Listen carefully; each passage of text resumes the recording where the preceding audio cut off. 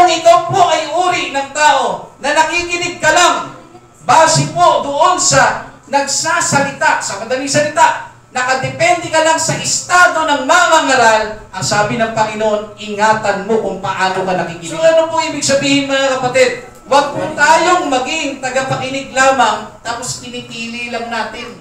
Yung kaya lang natin gawin, yung kaya lang natin tanggapin, mali po yun. Ingatan po natin kung paano ang ating pakikinig.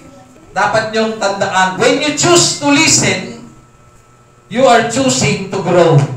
Amen. Yan po ang tandaan. When you choose to listen, you are choosing to grow. Ibig sabihin, kapag pinili mong makinig, pinipili mo rin na lumago sa pananampalataya. At ito pa ang isa, mga kapatid. Listening is nothing if you are not living in it. Ibig sabihin mga kapatid, mababaliwala, mauuwi sa wala ang lahat ng ating pinakikinggan kung hindi naman po tayo mamumuhay sa ating pinakikinggan o hindi po natin isa sa buhay ang ating pinakikinggan. Ingatan ninyo kung paano ang inyong pakikinig. Hindi po ang templo ang nagpapalago sa isang tao. Hindi po porket malaki ang simbahan, lalago ka sa pananampalataya. Hindi po porket maliit ang simbahan, ilalago ka na sa pananampalataya. Isa pa ang punto. Hindi po porket walang pinag-aralan ang namumuno sa iglesia, ay wala ka nang matututunan. Hindi rin po porket may tinapos ang mga ngaral, may maganda at marangyang buhay, maayos na pamumuhay, eh sa kanila ka lalago. Nakuha nyo? Hihimayin ko, gusto ko itong maintindihan ito. Huwag kayong mainggit. Sa church namin, mainit. Buti pa sa church ninyo. Sa church namin, boring. Wala kasing TV o kaya projector. Alam niyo mga kapatid, it is not about projector, TV, o physical church. Kaya ka lumalago. Kasi may mga ganun pong tao. Kung ako lang mabibigyan ng pagkakataon at ako ay may pera, lilipat ako dito sa inyo. Tapos bibili ako ng bahay dito malapit sa simbahan ninyo. Kasi alam ko dito ako lalago. Napakalaking eggs. Napakalaking eggs. Aalis na ako dito. Pupunta ako sa ibang simbahan kasi hindi na ako nalago dito eh. Lilipat ako, baka sakaling pag lumipat ako, doon ako lalago. Sabi ng Panginoon, ingatan nyo kung paano kayo nakikinig. Kahit sabi, tinan nyo ha, sila Apostol Pedro, ang sabi ng Biblia, walang pinag-aralan. Marami po sa kanila.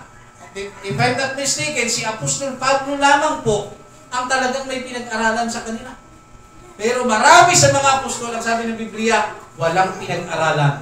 Hindi nakapag-aral ng Bible School. Hindi ko sinasabi na hindi importante yung Bible School sa panahon natin. Inaano ko lang yung dati. Hindi nakapag-aral ng Bible School. Walang kahit anong napatunayan o achievement. Pero, hindi nila pinigilan ang Diyos na sila'y gamitin. Pinagamit nila ang kanilang buhay para ipangaral ang Ebanghelyo. Isipin nyo, ang mga unang Kristiyano, 120 sila sa upper room. Nakuha nyo? Kasama ng 12 apostol. 120 po sila doon sa Acts chapter 2. Bago po sumiklab ang Kristyanismo, 120 sila. Pero marami po sa kanila mahirap, walang pinag-aralan. Tingnan nyo nagtuturo sa kanila ng banal na utos ni Kristo, walang pinag-aralan. Pero, bakit? Bakit sila matibay sa pananampalataya? Wala po silang church building. At yung upper room, mga kapatid, no? Yung upper room po, mga kapatid, na kanilang pinagtitipunan, ang sabi po sa history, bahay po yun ng nanay ni John Mark. Para alam niyo po, si John Mark na nang iwan sa ere kay Apostol Pablo, the first missionary journey. Yun ang pinagkakatipunan nila. Doon sila nananalangin, nagpe-fellowship, naghahayag ng salita ng Panginoon. Pero tingnan nyo, walang proyekto, walang magandang building. Okay? Hindi mga nakapag-aral. Pero bakit sobrang tibay nila?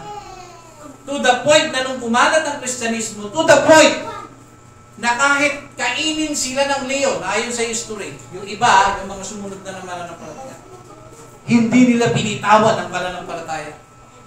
Yung iba itinali na para sunugin, pero hindi nila binitawan ang pananampalataya. Imagine, walang proyekto, walang music ministry. See, anong diferensya? Bakit mo ilalagak ang pag-iisip mo na lalago ka kung magandang building, lalago ka kung pastor ang nagtuturo sa ito? Nasa sayo. Ikaw. Nasa sayo ang paglago. Kung gusto mo talagang lumago, kahit sino ang nagtuturo sa iyo, kahit walang pinag-aralan, hindi nakatapos ang nagtuturo sa iyo, kahit wala siyang proyekto na mabivisualize mo, kung talagang ikaw ay nakikinig ng maayos, kaya mong mamatay para kay Kristo. Huwag tayong masyadong mga kapatid, mapagdangad. Ang hangarin po natin ng sagad ay yung matutunan nating makinig na tumibay po tayo. Kung talagang nakikinig tayo ng salita ng Diyos, tapatan tayo na nakikipagtagpo sa Diyos, tapatan tayong nananalangin, tapatan tayong nag-worship, tapatan tayong naglilingkod, mga kapatid. Hindi po natin pinagbabasihan na pagka maganda ang kanta, tsaka lang nagre-revival. Hindi po ganun yan, mga kapatid. Ang revival ay nagsisimula sa isang taong tunay na nakikinig. Praise the Lord. Okay? Revival. Hindi po porket nag-iyakan ang miyembro, revival na. Dahil pag sinabing revival, pagkamuhay, binuhay ka sa isang sitwasyon na patay ka. Saan ka patay? Patay ka sa mabubuting gawa. Hindi ka gumagawa para sa Panginoon. Nung narinig mong salita ng Diyos, ganun pala, gagawa na ako ng mabuti. Yun yung revival, nabuhay ka. Nabuhayan ka. Ito po ang gusto kong ilagay po ninyo sa inyong isip at puso. Ingatan ninyo kung paano kayo nakikinig. Amen. Hindi po dahil sa maganda ang barong. Hindi po dahil sa posisyon kung ba't kayo lalago. Kaya kayo lumalago dahil sa inyong pakikinig, inyong isinasa puso, isinasa buhay, ang inyong naririnig. Praise the Lord. Wala akong bilib. Hallelujah. Hindi ako maniniwala. Wala talaga akong bilib. Lilipat ako sa ibang church kasi alam ko doon ako lalago. No? Hindi ganun yung tayong kailangan magbago. Hindi ang church. Hindi ang templo. Tayo. Amen. Kayo, natitisod kayo sa akin. Ako tanggap ko may mga kasiraan ako eh. Eh kayo, tanggap nyo ba? May kasiraan din kayo? It is about acceptance, mga kapatid. Kung tanggap ko na may kasiraan ako at may kakulangan ako, dinulod ko yun sa Diyos. Pero sa ating panahon, mga kapatid, hindi kaya tanggapin ng miyembro na may kasiraan din siya. At yung kasiraan na yun, ay gagamitin niya para umalis sa simbahan. Dahil feeling niya, hindi maganda dito sa simbahan na ito, pero totoo. Kung ang Espiritu ng Diyos ay nasa puso ng tao, mga kapatid, dapat naiintindihan niyang may mali din ako. Amen. May mali tayo. Dito, bakit ganun? Sa ibang simbahan, lagi revival. Hindi po ba?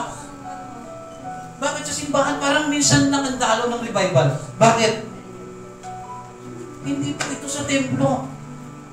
It is about you. Amen. Kung paano ka nakinig.